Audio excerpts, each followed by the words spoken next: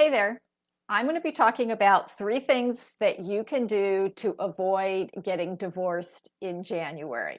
I'm Leslie Dories, your marriage coach and creator of the Hero Husband Project.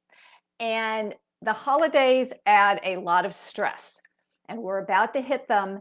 And unless you absolutely know for certain that everything is great, that you are not going to have a bomb thrown into your relationship come the new year, meaning a divorce, then you actually need to do these 3 things right now. It's not a lot of time, but you've got more than 30 days to make sure that you're married, that this will not be the last holidays that you spend as a family. What happens is that people just like, okay, well, we're just going to get through the holidays and make sure it's the happiest experience if you have children, and then you blow it all up in January. Divorce attorneys' phones ring off the hook, marriage therapists' phones ring off the hook in January. And what you want to do is you want to take care of it now. So if you already know that your marriage isn't exactly where it needs to be to survive, to not just survive, but to thrive, then I encourage you to get in touch with me. If you have questions, then I invite you to stay and watch this entire video. So the first thing that you need to do is, if your partner, your wife, has been asking you to change a behavior that really bothers her, today is the day to start. If you're doing something that's really harmful, raging, abusing a substance, pornography, video games, whatever it is that is taking you away from your partner and your family, stop it now. Okay? If you need help to do this, please get help. That will be the greatest gift that you can give to your family. Okay? Number 2, take care of your family. One of the big things that creates challenges at the holidays, and actually throughout the years, is you leaving your wife to deal with your family members. Now, I happen to have hit the in-law jackpot. My mother-in-law and I got along great, but I always had my husband to have my back when we were trying to institute a policy that maybe she wasn't going to like. And that's the critical thing. You are the common denominator between your family and her. You need to have her back. I had a client many years ago that his mother was very toxic. She had interfered in his first marriage. She had interfered in both of his brothers' marriages. All 3 of those marriages ended, and she made horrific comments to her daughter-in-law and about her daughter-in-law to other people.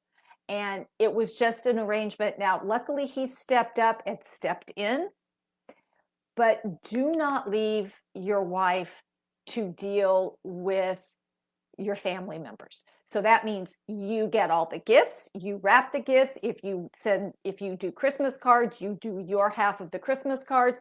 You don't leave this all on her to do. All right? You need to step up. And then the last thing that you need to do is to let her know every day how much you care about her, how much you value your marriage, and how much you want to keep the family together.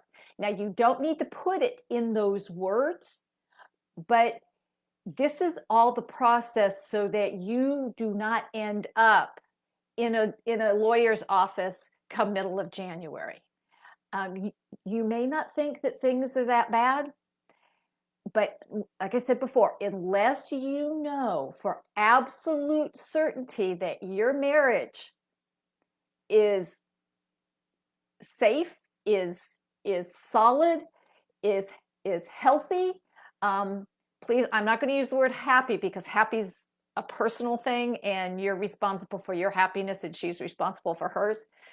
But you want to, but if there's tension, especially around the holidays, because this is a time where people fight about money.